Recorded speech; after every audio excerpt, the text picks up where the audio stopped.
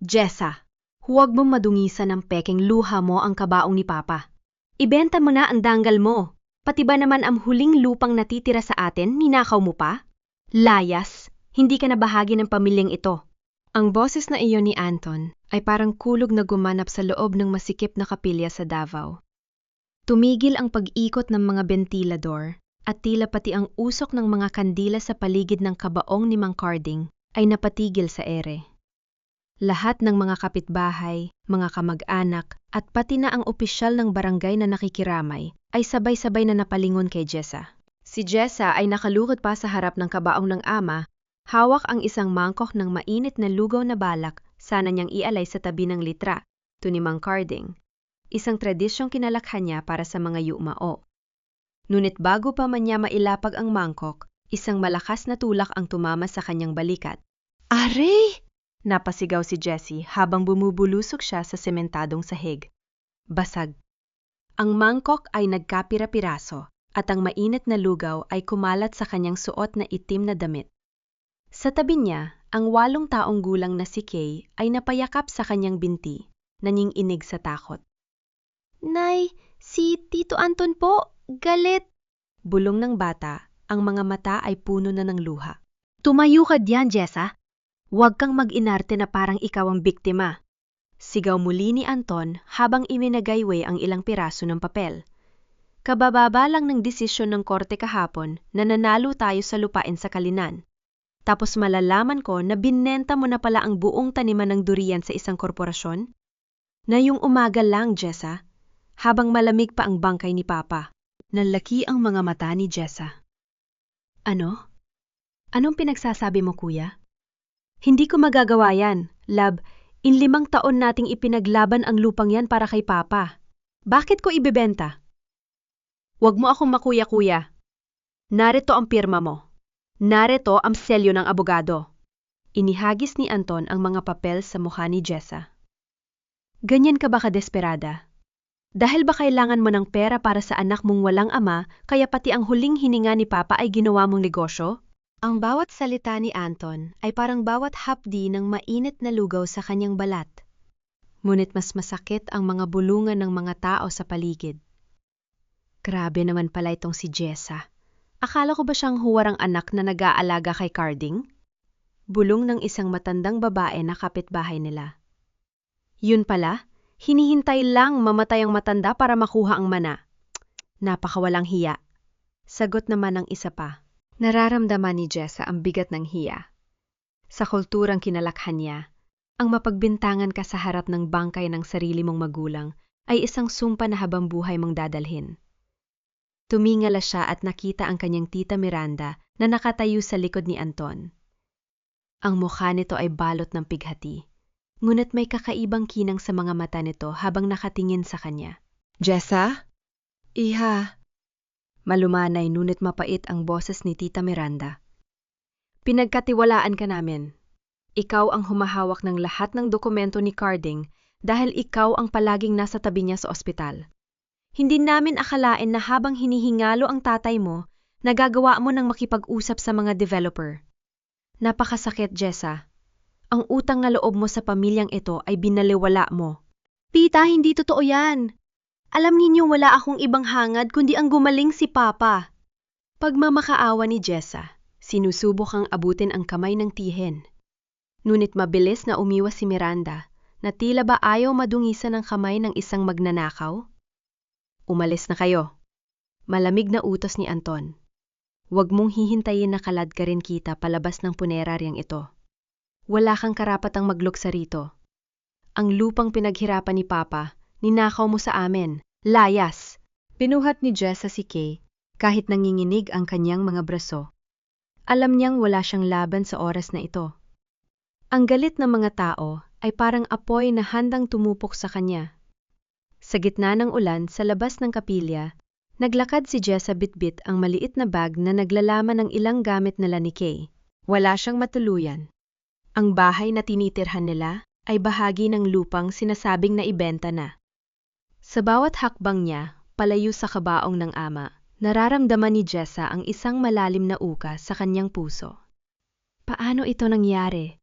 Sino ang pumirma sa mga papel na yon? Habang sumisilong sila sa isang saradong sari-sari store, naramdaman ni Jessa ang isang pang-ininig sa bulsa ng kanyang suot na cardigan. Ang lumang cellphone ni Mang Carding. Iyon ang tanging bagay na nadampot niya bago siya itinulak ni Anton. Inisip niya na baka ito ay tawag mula sa ospital o sa punerarya, ngunit nang buksan niya ang screen, isang mensahe mula sa isang hindi kilalang numero ang bumulaga sa kanya. Ang lupa ay naibenta na sa papel, Jessa. Ngunit ang tunay na kayamanan ay hindi nila makukuha. Hanapin mo ang daloy ng tubig sa ilalim ng mga ugat ng Suryeng. Doon nakatago ang katotohanan na hindi kayang burahin ng kahit anong pirma. Kumaba ang dibdib ni Jessa. Sino ang nagpadala nito? At ano ang ibig sabihin ng daloy ng tubig? Tumingin siya sa kanyang anak na mahimbing nang natulog sa kanyang kandungan sa gitna ng lamig ng gabi. Hindi siya pwedeng sumuko. Kung totoong may nagnakaw ng dangal niya at ng huling habiling ng kanyang ama, gagawin niya ang lahat para mabawi ito. Hindi lang para sa lupa, kundi para sa hiya na ibinato sa kanya ng sarili niyang pamilya. Sa madilim na kalsada ng Davao, habang ang amoy ng basang lupa at surian ay humahalo sa hangin, isang desisyon ang nabuo sa isip ni Jessa.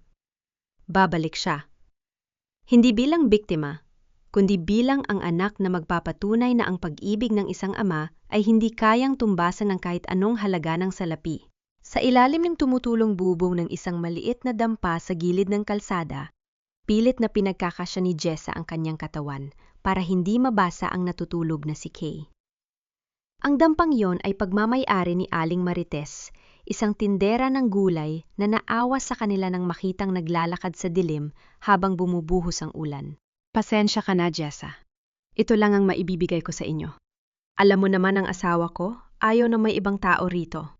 Bulong ni Aling Marites habang nag-aabot ng isang manipis na kumot. Salamat po, Aling Marites. Malaking tulong na po ito. Sagot ni Jessa. Ang boses niya ay paos, tila may nakabara sa kanyang lalamunan na hindi niya mailabas. Nang makaalis ang matanda, tanging ang tunog na lamang ng ulan sa bubong na yari sa nipa at yero ang naririnig. Sa gitna ng kadiliman, kinuha ni Jessa ang lumang cellphone ni Mang Carding. Ang screen nito ay may lamat, ngunit nang buksan niya ito, ang liwanag ay tumama sa kanyang pagod na mukha. Muling binasa ni Jessa ang mensahe mula sa hindi kilalang numero. Hanapin mo ang daloy ng tubig sa ilalim ng mga ugat ng durian. Ano ang ibig sabihin nito, Papa? Bulong ni Jessa sa hangin. Alam niyang hindi mahilig sa talinghaga ang kanyang ama. Si Mang Carding ay isang simpleng magsasaka. Kung may sinabi siyang ganito, tiyak na meron itong literal na kahulugan. Sinimula niyang halungkatin ang mga files sa loob ng phone. Puno ito ng mga litrato ng kanilang taniman, ang mga puno ng durian na hitik sa bunga, ang mga luntiang dahon na tila babuhay na buhay sa ilalim ng araw ng Davao. Ngunit may isang folder na nakatago sa pinakailalim ng gallery. May password ito. Sinubukan ni Jessa ang kanyang kaarawan. Mali. Ang kaarawan ni Kay. Mali pa rin. Ang petsa ng pagkamatay ng kanyang ina o ang araw na iniwan sila nito. Mali. Huminto si Jessa. Naalala niya ang isang gabi, ilang linggo bago mamatay ang ama, nang hawakan nito ang kanyang kamay at sabihing, Jessa, ang pinakamahalagang bagay sa mundo ay hindi ang lupang tinatapakan natin, kundi ang buhay na dumadaloy dito. Itinipan niya ang salitang buhay. Click! Bumukas ang folder. Sa loob ay may isang maikling video. Pinindot ito ni Jessa nang may nanginginig na daliri. Ang screen ay naging malabo sa simula. Nakita niya ang mukha ni Mang Carding, maputla, payat, at halatang nahihirapan sa paghinga. Nakasanda siya sa headboard ng kanyang kama sa ospital. Ang kanyang mga mata ay hindi nakatingin sa camera, kundi sa pinto, na tila ba may kinatatakutan siyang pumasok. Jessa, anak. Simula ng kanyang ama. Ang boses nito ay mahina at paos. Kung pinapanood mo ito, ibig sabihin ay wala na ako. Patawarin mo ako, anak. Marami akong hindi sinabi sa iyo. Ang lupang ipinaglalaban natin, hindi lang yon basta lupa. Huminto ang matanda para uminom ng tubig. Ang kanyang kamay ay nanginginig. May nakatagong kayamanan sa ilalim ng taniman ninyo. Isang bukal ng tubig na hindi nauubos. Mineral water, Jessa. Malinis at mahalaga. May mga taong gustong kumuha nito at handa silang pumatay para makuha ang karapatan sa bukal na yon. Napasinghap si Jessa. Mineral water? Sa ilalim ng kanilang mga puno ng durian? Kaya ba gustong-gusto ng korporasyon na bilhin ang lupa sa murang halaga? Ngunit ang sumunod na sinabi ng kanyang ama ang nagpatigil sa tibok ng puso ni Jessa. Jessa, huwag kang magtitiwala kay Miranda. Siya ang may hawak ng mga dokumento. Ngunit ang tunay na may-ari ng water rights ay ang nanay mo, si Elena. Ang akala mo ay iniwan tayo ni Elena dahil sa ibang lalaki, di ba? Yon ang pinalabas ni Miranda. Pero ang totoo, Jessa, natatakot ako para sa nanay mo. Natatakot ako na baka si Elena ang susunod na mawala pagkatapos kong mamatay dahil sa hawak ng lihim. Biglang may narinig na kalabog sa labas ng video. Mabilis na pinatay ni Mang Carding ang recording. Ngunit bago maputol ang video, narinig ni Jessa ang boses ng isang babae sa background. Isang boses na kilalang-kilala niya. Carding, oras na para uminom ng gamot. Huwag ka na makipag-usap sa hangin. Yon ang boses ni Tita Miranda. Ang boses na laging malumanay pero ngayon ay tila may halong lason. Nalaglag ang cellphone mula sa kamay ni Jessa. Ang kanyang buong mundo ay nayanig. Ang nanay niya, buhay si Elena, at ang lahat ng galit na itinanim ni Miranda sa kanyang isip laban sa kanyang ina ay isa lamang palang malaking kasinungalingan? Papa, hagulgol ni Jessa, pilit na pinipigilan ng ingay para hindi magising ang anak. 15 taon siyang naniwala na ang kanyang ina ay makasalanan. 15 taon siyang naniwala na si Tita Miranda ang tanging tagapagligtas nila. Pero ang katotohanan ay tila isang kutsilyo na humihiwa sa kanyang pagkatao. Ang babaeng itinuring niyang pangalawang ina, ang siya palang unti-unting pumapatay sa kanyang ama at nagtaboy sa kanyang tunay na ina.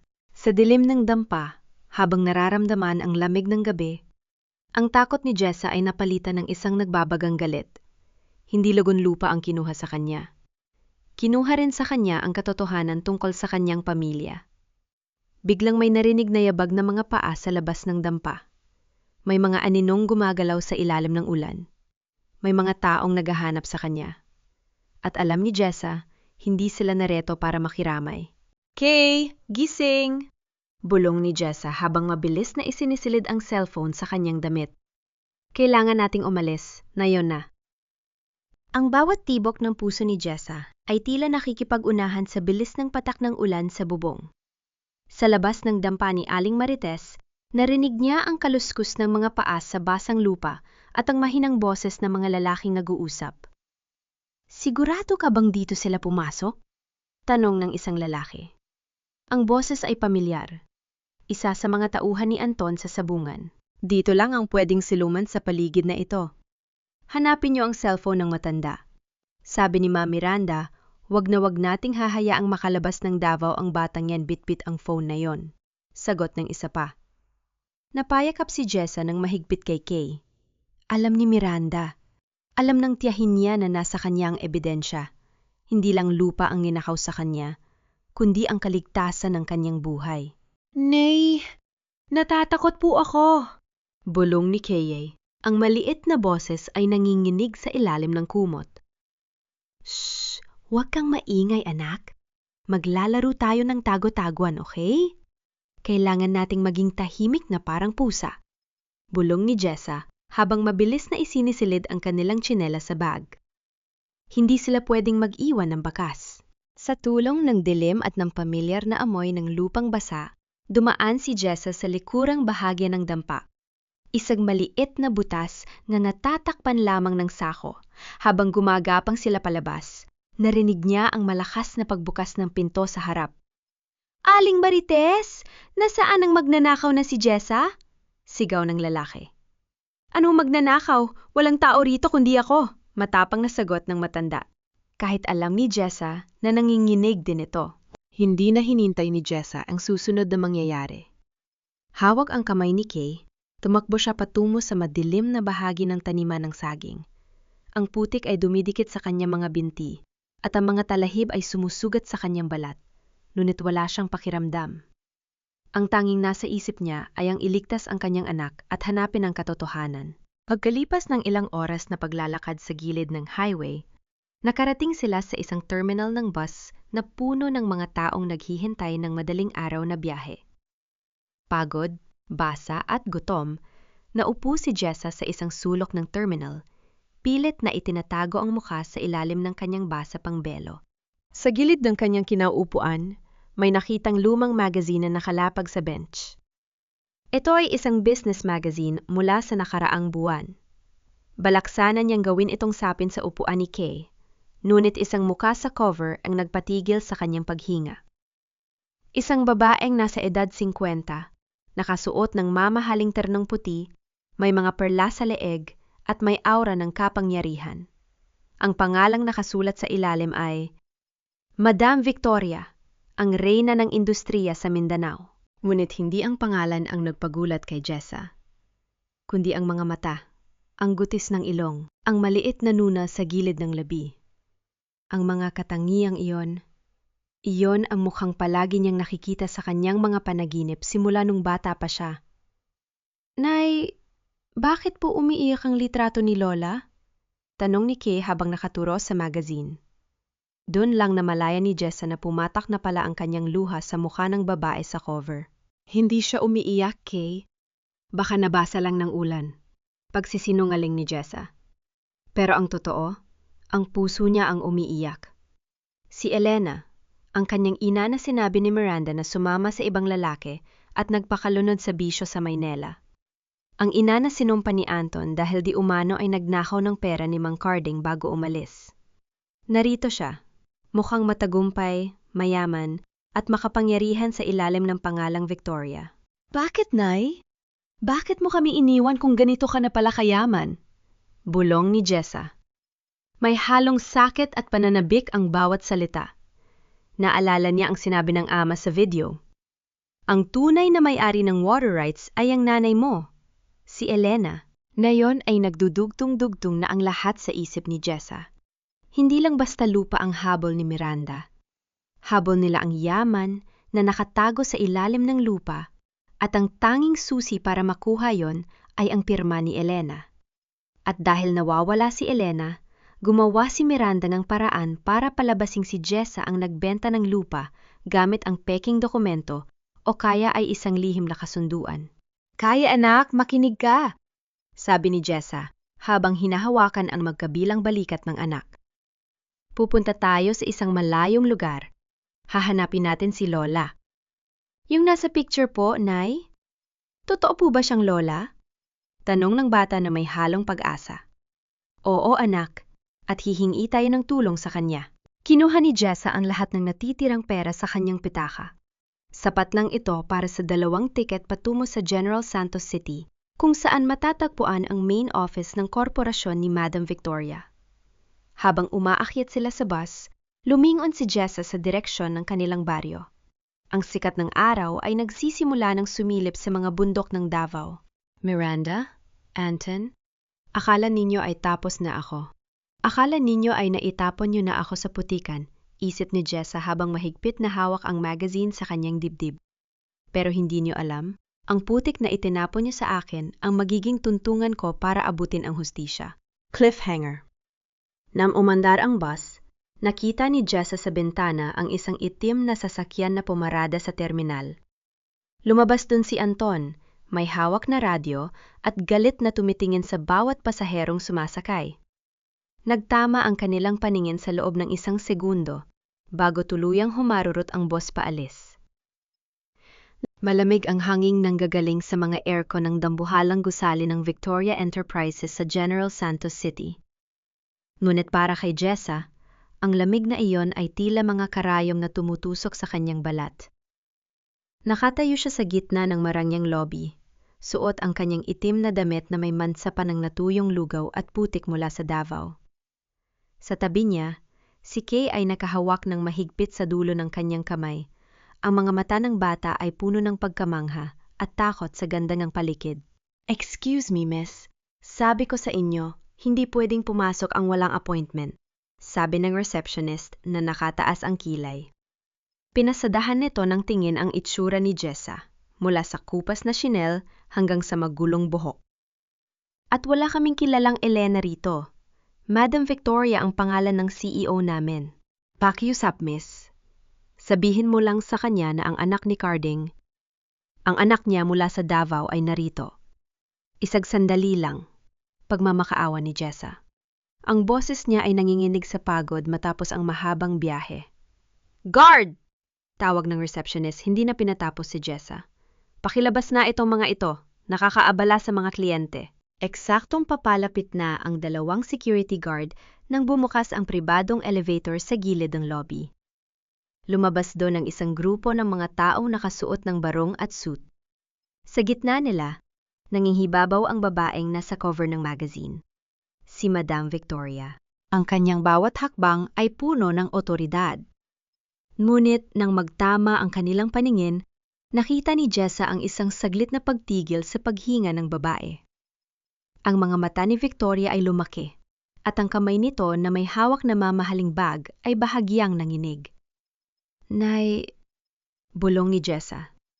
Hindi niya mapigilan ang sarili. Nay, ako ito, si Jessa. Tumigil ang buong labi. Ang mga empleyado ay nagbulungan. Ang mga security guard ay natigilan. Tumingin si Victoria sa paligid, bakas ang takot at pagkahiya sa kanyang muka. Tumingin siya kay Jessa, hindi bilang isang anak, kundi bilang isang banta sa kanyang binuong imperyo. Dalhin niyo sila sa opisina ko, na yun din, malamig na utos ni Victoria bago mabilis na naglakad palayo. Sa loob ng opisina ni Victoria, ang lahat ay gawa sa salamin at ginto. Ngunit para kay Jessa, tila ba nasa loob siya ng isang freezer? Naupo siya sa harap ng malawak na lamesa habang si Kay ay nakasiksik sa kanyang tabi. Anong ginagawa mo rito? Tanong ni Victoria nang masara ang pinto. Wala ang lambing na inaasahan ni Jessa. Wala ang yakap ng isang ina na 15 taong nawala. Patay na si Papa, Nay. Diretsong sabi ni Jessa. Ang boses ay puno ng pait. At pinalayas kami sa sarili naming lupa dahil sa mga kasinungalingan ni Tita Miranda.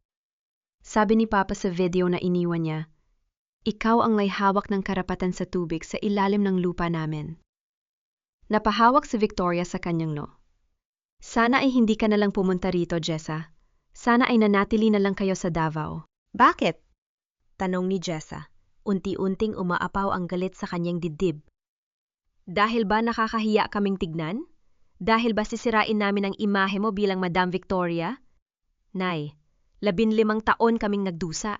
15 taon mong hinayaan na paniwalaan ko na iniwan mo kami para sa luho. Wala kang alam! Biglang sigaw ni Victoria. Ang mga mata ay nagbabadyang lumuha. Akala mo ba madali sa akin ang umalis? Miranda, ang tiyahin mo. Siya ang may gawa ng lahat. Hawak niya ang leeg ko, Jessa. Kung babalik ako, kung aaminin ko ang lahat, hindi lang ako ang babagsak. Lahat tayo ay mawawalan. May pera ka, Nay. May kapangyarihan ka, sabi ni Jessa. Tulungan mo kaming bawiin ang lupa. Yun lang ang hiling ko. Tumayo si Victoria at tumalikod sa kanya. Umalis na kayo. Magpapadala ako ng pera sa isang account. Sapat para makapagsimula kayo sa ibang probinsya. Pero wag na wag niyo nang babanggitin ang pangalan ko. Para sa lahat, ang anak ko ay matagal nang namatay. Ang mga salitang yon ay mas masakit pa kaysa sa pagkamatay ni Mang Carding. Ang sarili niyang ina ay muling itinatanggi ang kanyang pagkatao. Hindi ko kailangan ng pera mo, Nay, sabi ni Jessa habang tumatayo. Bit-bit ang kanyang dignidad na siyang tanging natitira sa kanya. Ang kailangan ko ay ang katotohanan. At kung ayaw mo kaming kilalanin, sige. Pero tandaan mo to. Ang lupang iyon ay dugo at pawis ni Papa. At hinding-hindi ko hahayaan na makuha yon ni Miranda. Kasama ka man o hindi. Hahawakan na sana ni Jessa ang doorknob nang biglang magsalita si Victoria sa mahinang boses. Mag-ingat ka, Jessa. Hindi lang lupa ang habol ni Miranda. May dokumentong itinatago si Carding. Isang dokumento na magpapatunay na hindi lang pagnanakaw ang kasalanan ni Miranda 30 taon na ang nakalilipas. Kung nahanap mo ang video, tiyak na hahanapin ka nila hanggang sa dulo ng mundo. Bago pa makasagot si Jessa, bumukas ang pinto at pumasok ang isang secretary. Madam, may tawag po kayo mula sa Davao. Si Mrs. Miranda de Vega po. Namatlas si Victoria. Tumingin siya kay Jessa na may halong takot. Cliffhanger. Sa labas ng opisina, habang naglalakad si Jessa sa hallway, nakita niya ang isang pamilyar na anino sa dulo ng corridor. Isang lalaking naka-jacket at may takeb ang mukha na may hawak na litrato niya at ni Kay. Alam ni Jessa, hindi na lang si Anton ang kalaban niya. Ang galamay ni Miranda ay nakarating na hanggang dito sa General Santos.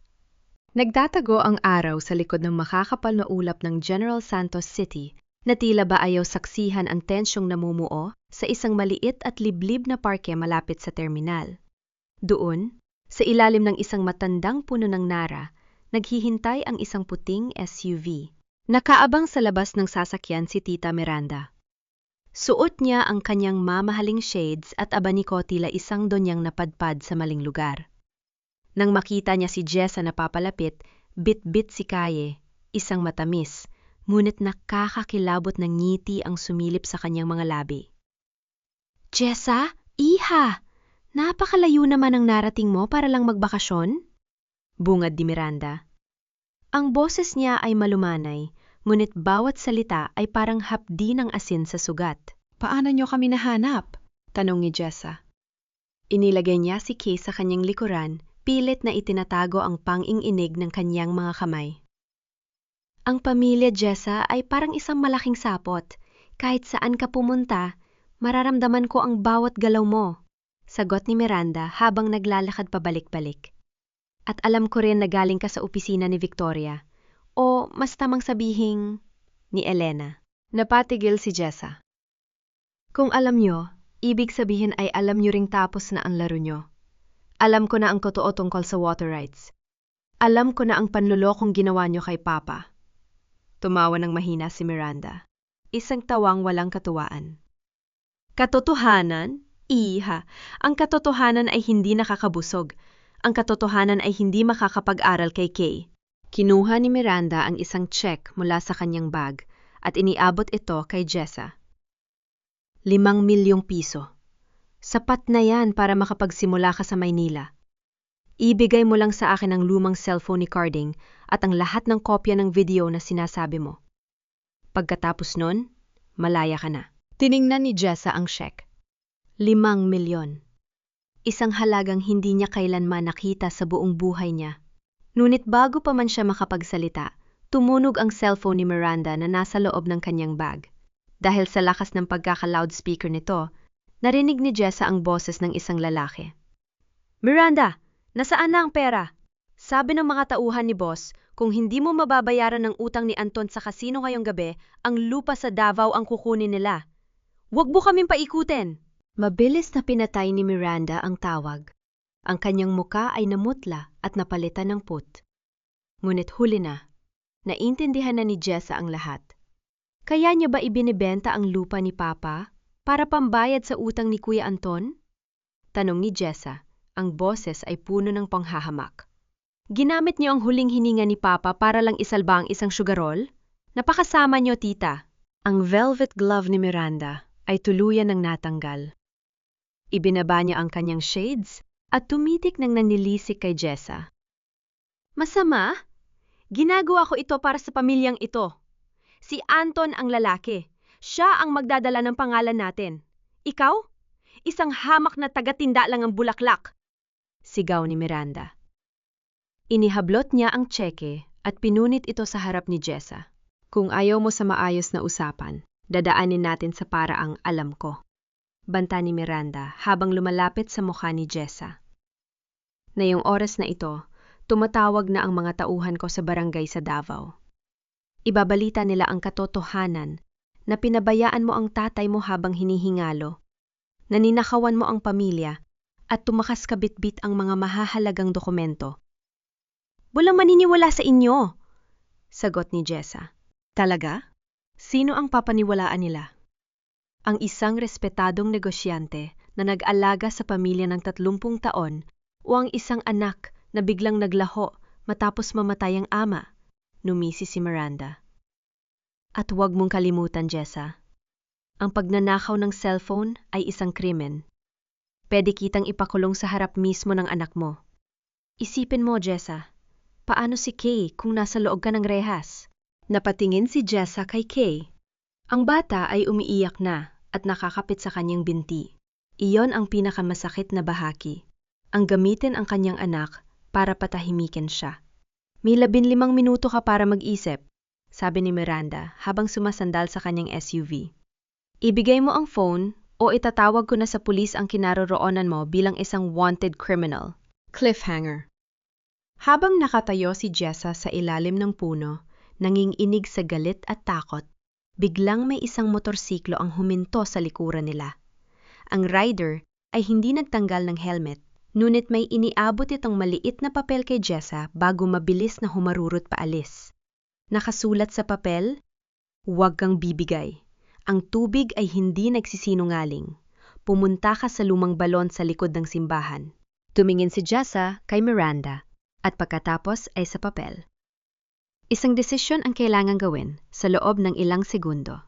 Sa gitna ng tensyon sa parke, hindi na hinintay ni Jessa na matapos ang 15 minutong ibinigay ni Miranda. Hinawakan niya ng mahigpit ang kamay ni Kay at tumakbo patungo sa matandang simbahan na katabi lang ng parke. Alam niyang sa loob ng bahay ng Diyos, hindi siya basta-basta magagalaw ni Miranda. Ngunit hindi nagpatalo ang tiyahin. "Jessa! Huwag kang tumakbo na parang kriminal kung wala kang itinatago," sigaw ni Miranda na sadyang pinalakas para marinig ng mga taong nagsisimula ng mag-usisa. Sa harap ng simbahan, kung saan maraming deboto at mga taga-barangay ang nagpapahinga, hinarang ni Miranda si Jessa. Ito ang sandaling kinatatakutan ni Jessa, ag-public hiya. "Mga kababayan, pakinggan niyo ako!" Pag-apila ni Miranda sa mga tao habang nagpapahid ng peking luha.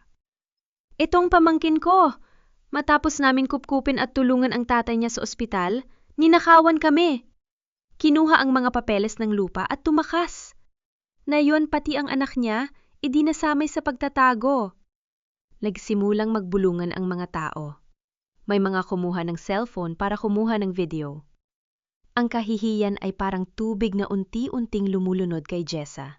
"Tita, itigil yan na ito," mahinahong sabi ni Jessa, kahit nanginginig ang kanyang boses. "Alam niyo ang totoo? Alam niyo kung bakit niyo kailangan ang cellphone na ito?" "Dahil ari-arian yan ng pamilya," sigaw ni Miranda. "Ibigay mo sa akin yan." Lalapit na sana ang isang barangay tanod para mamagitan ng biglang itinaas ni Jessa ang cellphone ni Mang Carding. Pinindot niya ang play sa isang recording na nakuha niya kanina habang kausap siya ni Miranda sa ilalim ng puno. Mula sa speaker ng phone, umalingaw-ngaw ang boses ni Miranda. "5 milyong piso. Sapat na yan. Ibigay mo lang sa akin ang lumang cellphone ni Carding at ang lahat ng kopya ng video. Malaya ka na." Natigilan ang mga tao. Napatigil din si Miranda. Ang kanyang muka ay naging kasing putla ng pader. "Kung magnanakaw ako, tita, bakit niyo ako babayaran ng 5 milyon para lang sa isang lumang cellphone?" Tanong ni Jessa sa harap ng lahat. "Bakit niyo gustong burahin ang video ni Papa kung wala kayong itinatago?" "Peke yan, inedit mo yan." Depensa ni Miranda, ngunit halata na ang kaba sa kanyang boses. "Mga tao, huwag kayong maniniwala sa kanya." Eksaktong sa sandaling yon, isang itim na sasakyan ang huminto sa gilid ng simbahan. Lumabas dun si Anton. Gulong-gulo ang buhok nito, namumula ang mga mata at bakas ang desperasyon sa mukha. "Kuya Anton!" tawag ni Jessa. Umaasa na sa harap ng simbahan ay manaig ang konsensya ng kapatid. "Kuya, sabihin mo sa kanilang totoo. Sabihin mo na kailangan niyo ang pera para sa utang mo sa kasino, hindi para kay Papa." Naglakad si Anton patungo kay Jessa. Ang mga tao ay nagbigay daan. Inakala ni Jessa na yayakapin siya nito, na hihingi ito ng tawad. Ngunit nang makalapit si Anton, isang malakas na tunog ang bumasag sa katahimikan. "Pak!" Isang malakas na sampal ang dumapo sa pisingin ni Jessa. Napasandal siya sa pader ng simbahan habang si Kay ay napasigaw sa takot. Wala kang kwentang kapatid. Sigaw ni Anton.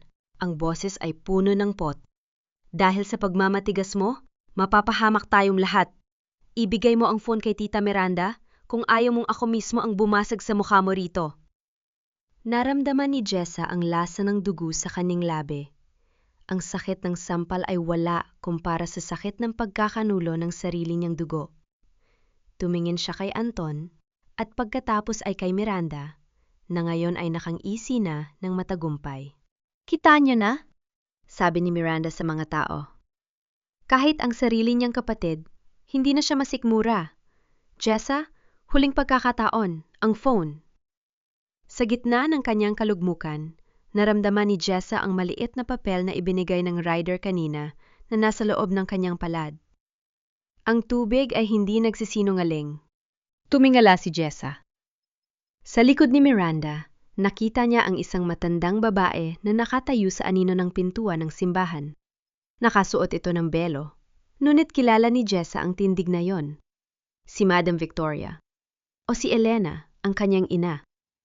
Nagkatinginan silang dalawa. Sa mga mata ng kanyang ina, nakita ni Jessa ang isang utos. Tumakbo ka! Cliffhanger. Habang abala ang lahat sa panonood ng drama, biglang hinila ni Jessa si Kay at mabilis na pumasok sa loob ng madilim na kumpisala ng simbahan. Ngunit bago pa niya maisara ang pinto, isang kamay ang humarang dito. Hindi kay Anton, hindi kay Miranda, kundi isang kamay na may suot na mamahaling singsing na perlas. Ang loob ng kumpisalan ay mabaho, amoy luma at amoy insenso. Ngunit ito ang tanging lugar kung saan nararamdaman ni Jessa ang pansamantalang kaligtasan.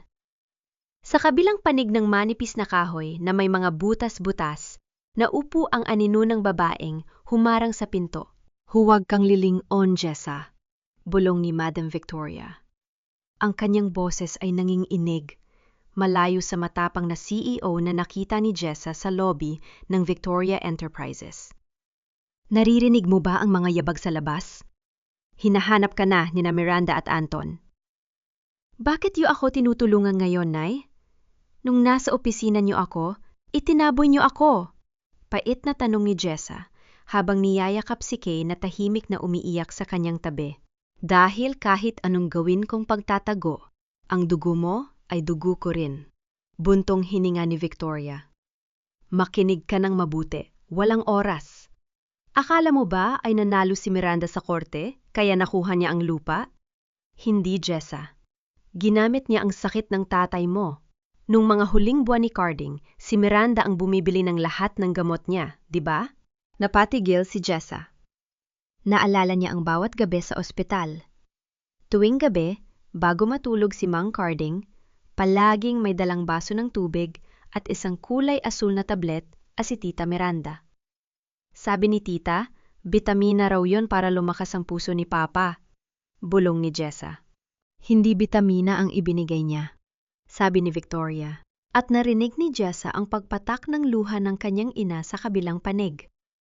Yun ay gamot para unti-unting lumabo ang isip ni Carding. Isang uri ng lason na hindi nakakamatay agad, kundi ginagawang parang bata ang pasyente. Madaling diktahan, madaling pasunurin. Sa ilalim ng epekto ng gamot na iyon, pinapirma ni Miranda si Carding sa isang special power of attorney. Doon niya nakuha ang kapangyarihang ibenta ang lupa sa korporasyon. Nanlamig ang buong katawan ni Jessa. Ang mga imahe ng kanyang amang nahihirapan, nalilito, at minsan ay hindi na siya makilala ay biglang nagkaroon ng malagim na kahulugan. Hindi namatay ang kanyang ama dahil sa katandaan o panghihina ng puso. Ang kanyang ama ay pinatay ng dahan-dahan. Nilaso niya si Papa. Nanginig ang boses ni Jessa sa galit. Pinatay niya ang sarili niyang kapatid para sa lupa? Higit pa sa lupa ang habol niya, Jessa. Pagpapatuloy ni Victoria. May isang lihim na itinatago ang pamilya niyo tungkol sa pagkamatay ng mga magulang namin ni Carding 30 taon na ang nakalilipas. Si Miranda ang nakakaalam noon at ginagamit niya yon para takutin ako. Pero ang asul na tableta, may natira pa ba sa inyo? Mabilis na hinalungkat ni Jessa ang kanyang bag. Doon sa pinakailalim ng lumang pitaka ni Mang Carding, nakita niya ang isang maliit na plastic sachet. May lamang 2 asul na tableta na hindi na ibigay ni Jessa sa ama noong gabing pumanaw ito dahil sa gulo sa ospital. Nandito, may natira pang 2, sabi ni Jessa. Iyan ang magiging alas mo, ani Victoria. Dalhin mo yan sa isang chemist. Ipatest mo. Kapag napatunayan na lason yan, hindi lang lupa ang mababawi mo. Maipapakulong mo si Miranda sa krimen ng murder. Biglang may malakas na kalabog sa pinto ng simbahan. Jessa! Alam ko nandito ka lang. Huwag mong gamitin ang bahay ng Diyos para sa kasalanan mo. Sigaw ni Miranda mula sa labas. Narinig din ni Jessa ang boses ni Anton na nagmumura habang tinatabig ang mga upuan. Kailangan mo nang umalis. Mabilis na sabi ni Victoria. May pinto sa likod ng altar, papunta sa lumang kumbento. May sasaking naghihintay sa iyo doon. Isang luma at hindi pansining jeepney. Dadalhin ka niyan pabalik sa Davao. Huwag kang pupunta sa bahay niyo. Pumunta ka kay Attorney Salgado, ang dating abogado ni Carding na tinanggal ni Miranda. Siya lang ang mapagkakatiwalaan mo. Nay, sumama na kayo sa amin.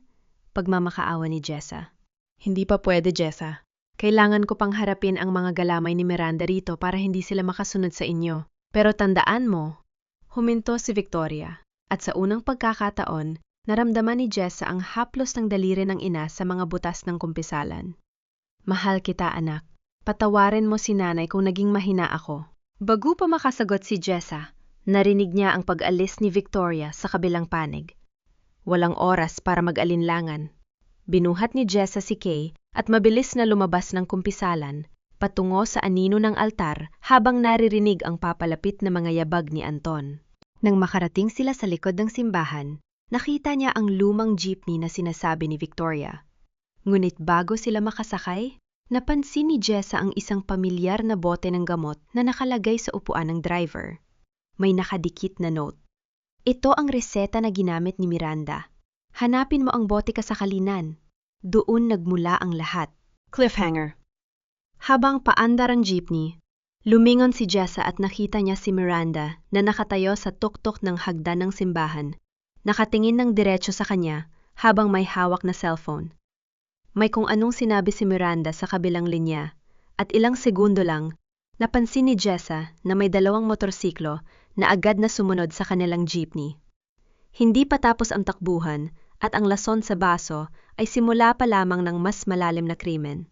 Ang ingay ng makina ng lumang jeepney ay humahalo sa kabog ng dibdib ni Jessa habang tinatahak nila ang madilim na kalsada pabalik ng Davao. Sa bintana, nakikita niya ang 2 ilaw ng motorsiklo na parang mga mata ng halimaw na sumusunod sa kanila. Nay, bakit po sila sunod ng sunod? Tanong ni Kay, nakayakap ng mahigpit sa bag ni Jessa. Huwag kang titingin sa likod, Kay. Pumikit ka lang, anak. Bulong ni Jessa. Tumingin siya sa driver, isang lalaking may edad na, seryoso ang muka, at tila sanay sa ganitong panganib. Huwag kang mag-alala, ma'am. Bilin ni Madam Victoria na ihatid kaya ng ligtas. Alam ko ang mga pasikot-sikot dito sa kalinan. Sabi ng driver, bago biglang kumabig sa isang makipot at madilim na eskinita. Narinig ni Jessa ang tunog ng pagpreno ng mga motorsiklo sa likuran. Nalito ang mga humahabol. Ginamit ng driver ang pagkakataong yon para pumasok sa likod ng isang palengke kung saan maraming nakaparadang mga truck ng gulay. Doon, sa gitna ng amoy ng saging at durian, pansamantala silang nakapagtago. Hindi nag-aksaya ng oras si Jessa. Pagkababa ng jeepney, imbes na umuwi, dumretso siya sa isang maliit at lumang opisina sa itaas ng isang botika. Ito ang opisina ni Attorney Salgado. Jessa? Ikay ba yan? Gulat na tanong ng matandang abogado nang makita ang hitsura ni Jessa. Puyat, madumis, pero may apoy sa mga mata. Attorney, kailangan ko po ng tulong nyo. Pinatay nila si Papa. Hindi lang basta sakit ang pumatay sa kanya. Bungat ni Jessa sabay lapag ng 2 asul na tableta sa lamesa. Kinuha ni Salgado ang kanyang salamin at tinitigan ang gamot. Ito ba ang ibinibigay ni Miranda kay Carding? Opo, sabi ni Nanay Elena. Madam Victoria, lason daw yan para lumabo ang isip ni Papa. Attorney, kailangan nating ipasuri ito. At kailangan nating pigilan ang pagpasok ng mga bulldozer sa taniman. May video si Papa, sinasabi niya na si Elena ang tunay na may-ari ng water rights. Buntong hiningang malalim si Salgado. Jessa, alam mo bang tinanggal ako ni Miranda bilang abogado ng tatay mo 1 buwan bago siya mamatay? Sinabi niya sa akin na ayaw na raw ni Carding na makita ako. Ngayon ko lang naintindihan kung bakit. Binuksan ni Salgado ang kanyang lumang vault at kinuha ang isang folder na may tatak na confidential. Bago mawala ang linaw ng isip ni Carding, pumunta siya rito ng palihim. May iniwan siyang plan B. Sabi niya kung sakaling may mangyari sa kanya at biglang magbago ang lahat ng papeles, may isang dokumentong hindi kayang pekein ni Miranda. Ano po yun, attorney? Ang original land title at ang water rights grant na nakapangalan kay Elena. Pero hindi ko ito hawak, Jessa. Sabi ni Carding, itinago niya ito sa isang lugar na hinding-hindi gagalawin ni Miranda dahil sa takot at hiya. Naisip ni Jessa ang lahat ng sulok ng kanilang bahay, ang taniman, ang bodega. Pero saan? Si Miranda ay mausisa, lahat ng sulok ay hinalubog na nito. Sabi ni Carding sa akin, pagpapatuloy ni Salgado, itinago niya ito sa loob ng puso ng pamilya. Isang lugar na bawal buksan hanggang sa huling sandali. Nanlamig si Jessa. Naalala niya ang bili ni Mang Carding tungkol sa kanyang kabaong. Huwag niyo akong iiwan hanggat hindi na ililibing, Jessa. Ang katawan ko ang magpuprotekta sa inyo. Ang kabaong, bulong ni Jessa. Attorney, nasa loob lang kabaong ni Papa ang mga papeles. Nung huling gabi sa ospital, may bitbit siyang maliit na metal box na ayaw niyong bitawan. Inakala ko na mga litrato lang iyon ng nanay ko. Kung ganoon, kailangan nating makuha yon bago pa mailibing o bago pa malaman ni Miranda. Babala ni Salgado. Pero Jessa, delikado. Ang buong punerarya ay binabayaran ni Miranda. May mga bantay doon. Gagawa ako ng paraan, attorney. Kahit itaya ko ang buhay ko, hindi ko hahayang ibaon sa lupa ang katotohanan kasama ni Papa. Cliffhanger. Habang nagpaplano sila, biglang tumunog ang landline ni Attorney Salgado. Pagkasagot niya, namutla ang matanda at dahan-dahang iniabot ang telepo o kay Jessa. Si Miranda! Bulong ni Salgado. Jessa, iha. Ang boses ni Miranda ay parang kalansing ng bakal. Alam kong nasa opisina ka ni Salgado. Huwag mo nang pagpahingahin ng matanda. Sabihin mo sa kanya ang kabaong ng tatay mo. Ipinalipat ko na sa isang pribadong chapel. At kung gusto mong makita ang anak mo, teka. Nasaan nga ba si Kay? Mabilis na lumingon si Jessa sa sofa kung saan dapat natutulog si Kay. Wala ang bata. Ang bintana ng opisina ay nakabukas at ang kurtina ay sumasabay sa hangin. Sa labas, narinig ni Jessa ang hagulgol ni Kay na mabilis na lumalayo sakay ng isang sasakyan. Kay! Kay! Ang boses ni Jessa ay tila isang sugatang hayop na naghuhumiyaw sa loob ng maliit na opisina ni Attorney Salgado. Ang hangin mula sa bukas na bintana ay tila humahagupit sa kanyang mukha. Dinadala ang amoy ng usok at ang nakakangilong tunog ng humaharurot na sasakyan sa ibaba. Jessa, kumalma ka! Pigil sa kanya ni Salgado, abang sinusubukang hawakan ang nanginginig niyang balat. Paano kakalma, attorney? Kinuha nila ang anak ko. Kinuha ni Miranda si Kay. Hagulgol ni Jessa habang nakasandal sa pasimano ng bintana. Sa dilim ng kalsada, nakita niya ang huling sulyap ng isang itim na van na mabilis na naglalaho sa kanto. Muling itinapat ni Jessa ang telepo, no sa kanyang tainga, ang tawa ni Miranda sa kabilang linya ay parang kalansing ng kadena sa isang madilim na piitan. Huwag kang masyadong maingay, Jessa. Baka magising ang bata. Mahimbing pa naman ang tulog niya sa kandungan ni Anton, sabi ni Miranda. Napakadaling makuha ng bata, Jessa. Masyado kang naging kampante sa opisina ng matandang abogadong yan. Miranda, hayop ka! Huwag mong sasaktan ang anak ko. Wala siyang kinalaman dito. Sigaw ni Jessa. Ang kanyang boses ay puno ng put na may halong desperasyon. May kinalaman siya dahil siya ang tanging bagay na mas mahalaga sa iyo kaysa sa katotohanan. Malamig na sagot ni Miranda. Makinig kang mabuti. Ayoko nang maghabulan pa. Pumunta ka sa taniman sa Kalinan na yung gabi. Dalhin mo ang cellphone, ang 2 asul na tableta, at ang lahat ng ebiden siyang hawak mo. Huwag kang tatawag ng pulis. Isang sirena lang ang marinig ko. Hinding-hindi mo na makikita ang anak mo. Nasaan ang kabaong ni Papa? Tanong ni Jessa sa gitna ng hikbi. Nasa gitna ng taniman, Jessa. Doon sa ilalim ng pinakamalaking puno ng durian na itinanim niya. Naghihintay ang bulldozer doon. Isang utos ko lang, itatambak namin ang lupa sa kabaong ng tatay mo, kasama ang anak mo. Tot, tot, tot. Napaupo si Jessa sa sahig.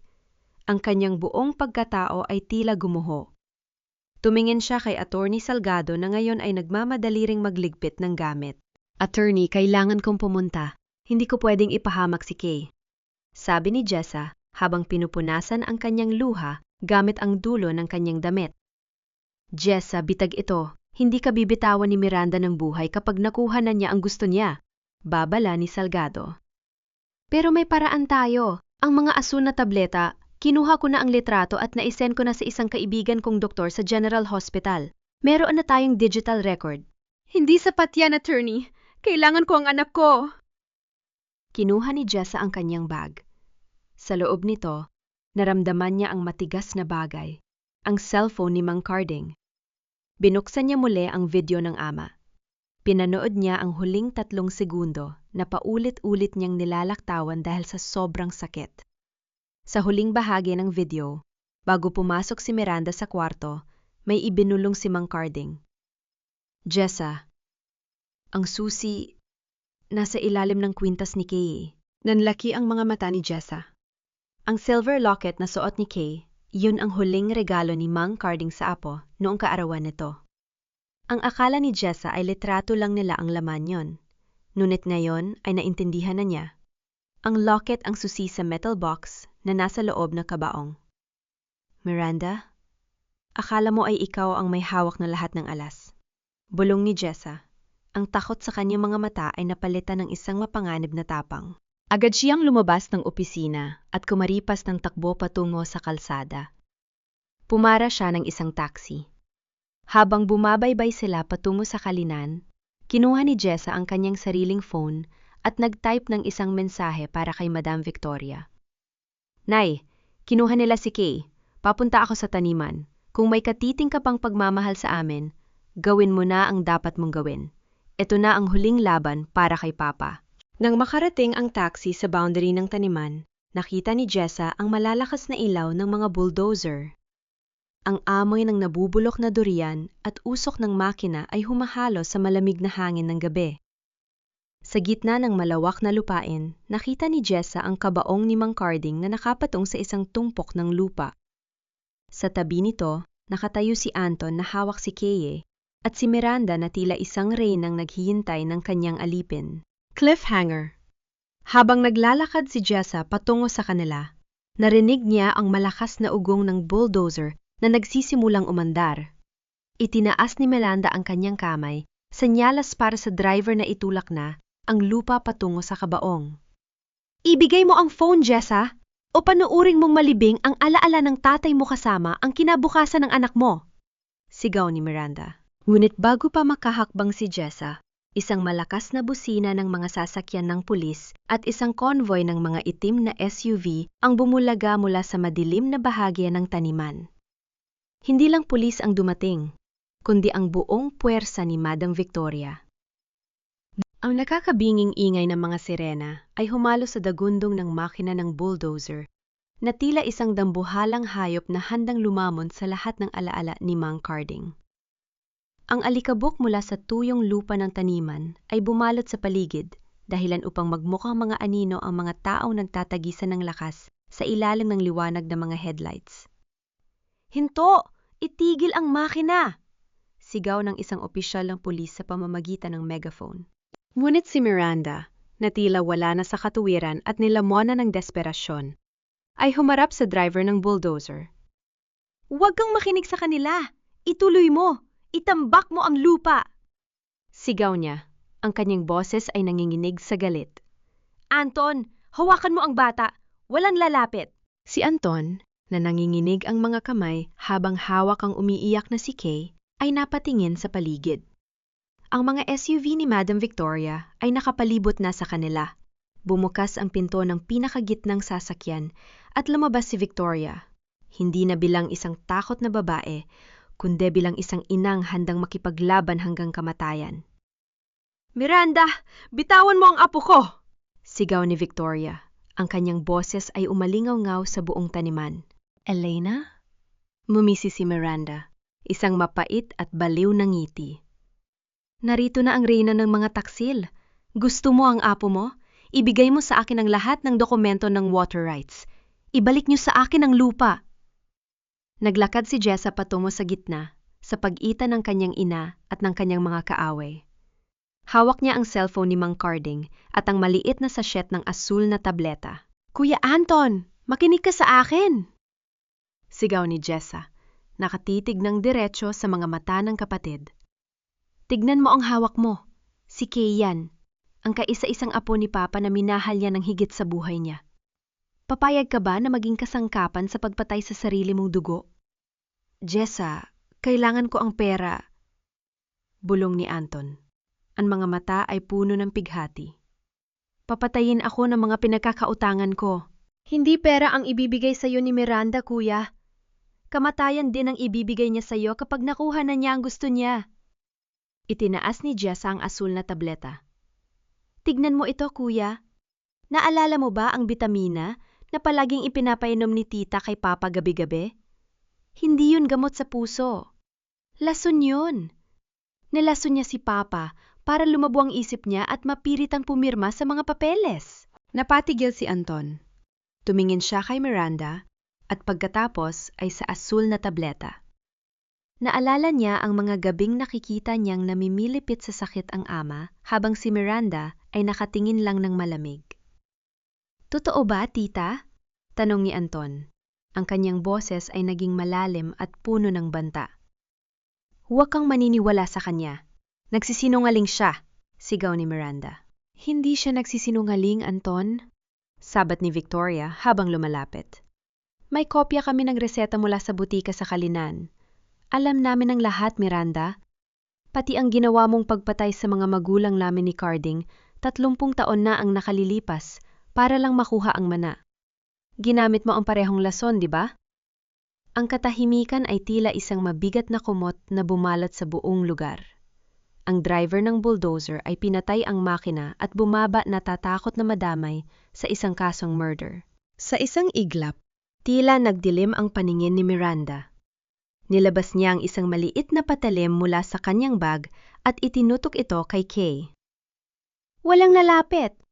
Kung babagsak ako, isasama ko ang batang ito. Wag! Sigaw ni Jessa. Ngunit bago pa man makagalaw si Miranda, si Anton, sa isang huling sandali ng katapangan at pagbabalik ng loob, ay marahas na itinulak si Kay patungo kay Jessa at sinalo ang saksak ni Miranda sa kanyang braso. Takbo, Jessa! Kunin mo ang susi sa locket ni Kay! Sigaw ni Anton habang nakikipagbuno kay Miranda. Mabilis na sinalo ni Jessa si Kay. Kay, ang locket mo! Bigay mo kay nanay! Naninginig na binuksan ni Kay ang silver locket sa kanyang leeg. Sa loob nito, nakatago ang isang napakaliit na silver key. Kumaripas ng takbo si Jessa, patungo sa kabaong ni Mang Carding. Sa ilalim ng sapi ng kabaong, malapit sa paanan ng kanyang ama, nahanap niya ang maliit na metal box. Click! Bumukas ang box. Sa loob ay ang orihinal na land title, ang water rights grant, at ang isang sulat na may tatak ng fingerprint ni Mang Carding. Pero hindi lang yon. May isa pang USB drive doon. Nakuha ko na! Sigaw ni Jessa. Eksaktong sa sandaling yon, damba ng mga pulis si Miranda. Napaluhod ang tiyahin sa putik habang ang mga posas ay kumakalansing sa kanyang mga kamay. Ang kanyang mga mamahaling iyas at shades ay nagkalat sa lupa. Isang simbolo ng kanyang tuluyang pagbagsak. Nilapitan ni Jessa si Anton na ngayon ay ginagamot na ng mga medic. Kuya, patawad Jessa. Hikbi ni Anton. Nabulag ako ng utang. Patawarin mo ako. Niyakap ni Jessa ang kanyang kapatid. Sa kabila ng lahat, alam niyang biktima rin si Anton ng manipulasyon ni Miranda. Lumapit si Madam Victoria kay Jessa at Kay. Sa ilalim ng liwanag ng buwan sa taniman ng durian, ang tatlong henerasyon ng mga babaeng biktima ng kasinungalingan ay nagyakap-yakap. Nay, tapos na po, bulong ni Jessa. Hindi pa anak. Sabi ni Victoria habang nakatingin sa USB drive. Panuurin natin ang huling bahagi. Isinaksak nila ang USB sa isang laptop sa loob ng sasakyan. Lumitaw muli ang mukha ni Mang Carding. Pero sa pagkakataong ito, malinaw ang kanyang isip. Jessa? Anton? Kung naririnig niyo ito, ibig sabihin ay nagtagumpay kayo. Alam ko ang ginagawa ni Miranda sa akin. Hinayaan ko siyang isiping nananalo siya para mailayo ko kayo sa panganib. Ang lupaing ito ay hindi lang para sa pera. Ang buka ng tubig sa ilalim ng mga punong ito ay para sa buong barangay. Ipamahagi niyo ang yaman, huwag niyong suluhin. At Elena, alam kong babalik ka. Patawarin mo ako kung hindi kita nagawang protektahan noon. Mahal na mahal ko kayong lahat. Ang huling bahagi ng video ay nagpakita ng isang lihim na dokumento. Isog kasunduan sa pagitan ni Mang Carding at ng korporasyong gustong bumili ng lupa. Hindi niya ito ibinenta. Ipinagkatiwala niya ito sa isang foundation na ang mga benepisyaryo ay sina Jessa at Anton sa kondisyong hindi kalanman gagalawin ang mga puno ng durian. Napaupo si Jessa sa tabi ng kabaong ng kanyang ama. Hinaplos niya ang kahoy nito. Salamat, Papa. Pinprotektahan niyo kami hanggang sa huli. Ang mga bulldozer ay nagsimulang umalis. Hindi para manira, kundi para lisanin ang lupang banal na ngayon ay malaya na sa kuko ng kasakiman. Ang amoy ng suring ay tila naging mas matamis, dala ng hanging nagbabadya ng isang bagong umaga. Ang bawat hakbang ni Jessa sa malamig na semento ng Davao City Jail ay tila may kasamang bigat ng nakaraan. Wala na ang amoy ng suring, wala na ang putik ng taniman. Ang tanging naririnig niya ay ang kalansing na mga susi ng jail guard at ang malamyos na iyak ng mga taong naghihintay sa kanilang mga mahal sa buhay. Sa loob ng isang maliit na silid na may makapal na rehas at salamin, naupo si Jessa. Ilang sandali pa, bumukas ang pinto sa kabilang panig. Lumabas ang isang babaeng halos hindi na makilala ni Jessa. Wala na ang mamahaling perlas sa leeg ni Miranda. Wala na ang kanyang abaniko at ang mapagmataas na ayos ng buhok. Suot ang kulay orange na damit ng bilanggo, ang dating reyna ng Kalinan ay mukhang tuyot, matanda at lupaypay. Ang kanyang mga mata na dati ay puno ng panghahamak ay balot na ngayon ng desperasyon at pait. Naparito ka ba para pagtawanan ako, Jessa? Bungad ni Miranda. Ang boses niya ay paos, tila bawat salita ay may kasamang lason na siya rin ang lumulunok. Naparito ako para ibalik ito sa inyo, tita. Mahinahong sagot ni Jessa habang inilalapag ang isang maliit na litrato sa lamesa. Iyon ang litrato ng kanilang pamilya nun bata pa sila, kasama sina Mang Carding at si Miranda na magkaakbay pa. Sabi ni Papa, kahit anong gawin niyo, kapatid pa rin ang turing niya sa inyo hanggang sa huli. Nanginig ang mga labi ni Miranda. Kapatid? Pinagkaitan niya ako. Siya ang paborito ng mga magulang natin. Siya ang nakakuha ng lupa. Samantalang ako ay kailangan makiusap para sa bawat sentimo. Hindi kayo pinagkaitan, tita. Ang kasakiman niyo nagbulag sa inyo. Sabi ni Jessa, hindi natitinag ang boses. Ang perang kinuha niyo, ang buhay na ninakaw niyo kay Papa, at ang paninirang puri na ibinato niyo sa akin, lahat yan ay bumalik sa inyo. Hindi ako ang sumira sa inyo, tita. Kayo ang gumawa niyo sa sarili niyo. Tumawa ng mapait si Miranda.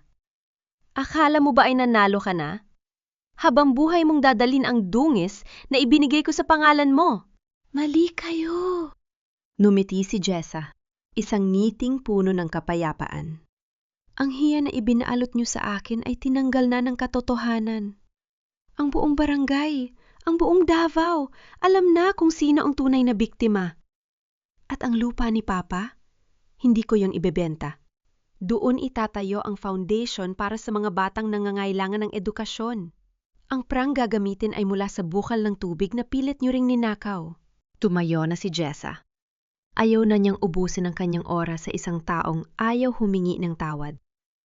Karma na ang bahala kay Miranda.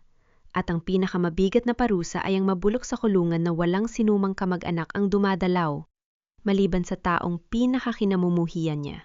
Pagbalik ni Jessa sa Kalinan, sinalubong siya ng isang tanawing kay tagal ng hinintay. Ang taniman ng durian ay hindi na pinalilibutan ng mga bulldozer. Sa halip, naroon ang mga taga-barangay, nagtutulungan sa paglilinis. Sa gitna ng bukid, nakatayo si Anton. Nakasuot siya ng maong na pantalon at t-shirt na basa ng pawis. Ang kanyang braso ay may benda pa, ngunit ang kanyang mga mata ay malenaw na at walang bahid ng bisyo. Jessa, tawag ni Anton habang lumalapit. Tapos na naming ayusin ang puntod ni Papa. Nilagyan namin ng mga paborito niyang bulaklak. Niyakap ni Jessa ang kanyang kuya. Salamat, kuya. Salamat sa pagpili sa amin ni Kay. Utang ko ang buhay ko sa inyo, bulong ni Anton. Gagawin ko ang lahat para mabawi ang lahat ng pagkukulang ko. Ako na ang mag-aalaga sa mga puno, Jessa. Pangako, hinding-hindi na muling dadapuan ng lason ang lupang ito. Sa malayo, nakita ni Jessa si Madam Victoria, ang kanyang nanay Elena. Nakaupo ito sa isang bench kasama si Kay, nagtuturo kung paano magbasa ng mga kwento. Hindi man naging perpekto ang kanilang muling pagkikita.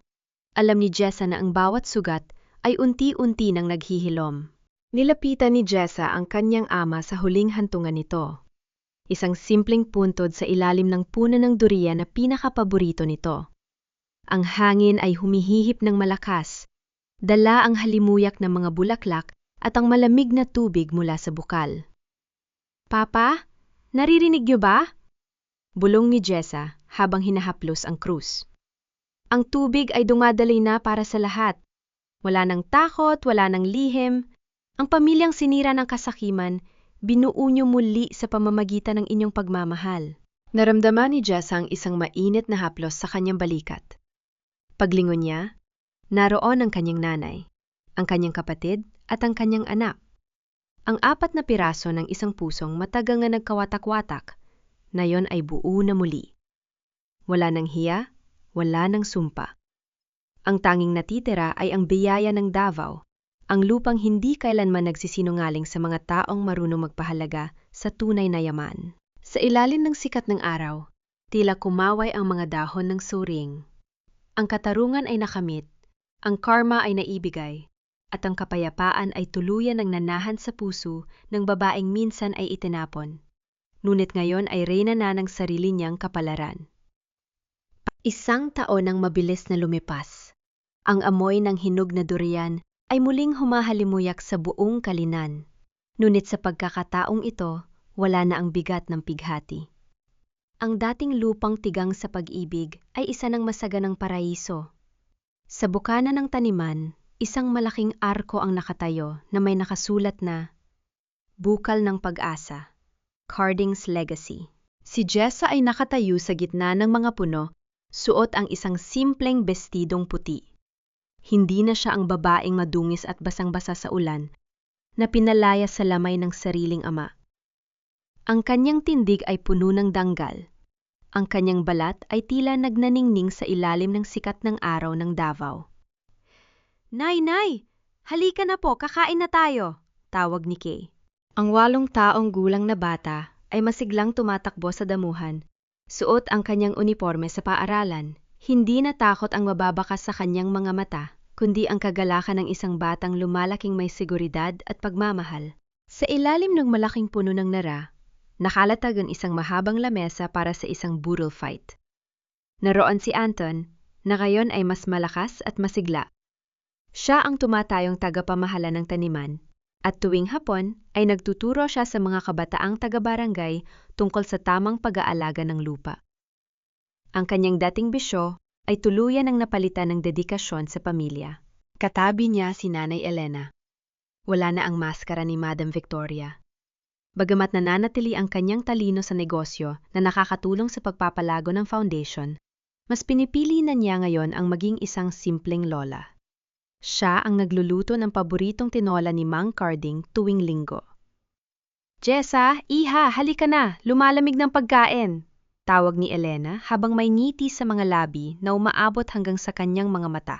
Lumapit si Jessa at naupo sa tabi ng kanyang ina.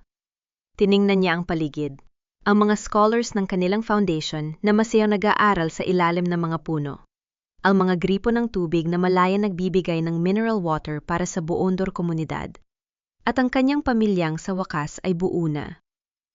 "Naalala ko nung gabing pinalayas tayo, Kay?" Bulong ni Jessa sa kanyang anak habang hinahaplos ang buhok nito. "Akala ko noon, katapusan na ng mundo." "Sabi niyo po dati, Nay, ang tubig ay hindi nagsisinungaling." Sagot ni Kay nang may talino sa kanyang mga mata. "Oo, anak. At ang pag-ibig ng isang magulang kahit ibaon pa sa lupa ay palaging gagawa ng paraan para muling sumibol at mamungga." Kinuha ni Jessa ang isang baso ng malamig na tubig mula sa kanilang bukal at itinaas ito. Tila nag-aalay ng toast para sa kanyang ama. Sa malayo, tila nakita niya ang anino ni Mang Carding na nakasandal sa isang puno. Nakangiti at sa wakas ay payapa na. Ang kwento ni Jessa ay hindi lamang kwento ng isang lupang naagaw at nabawi. Ito ay kwento ng isang babaeng tumayo sa gitna ng bagyo, naniwala sa katotohanan, at ginawang tulay ang sariling hapdi para sa ikabubuti ng marami. Sa kalinan, ang bawat patak ng tubig at bawat bunga ng suring ay saksi, na sa huli, ang hustisya ay parang agos ng tubig, maaaring harangan, maaaring ilihis. Ngunit kailanman ay hindi mapipigilan ang paghahanap ng sarili nitong daan patungo sa katarungan.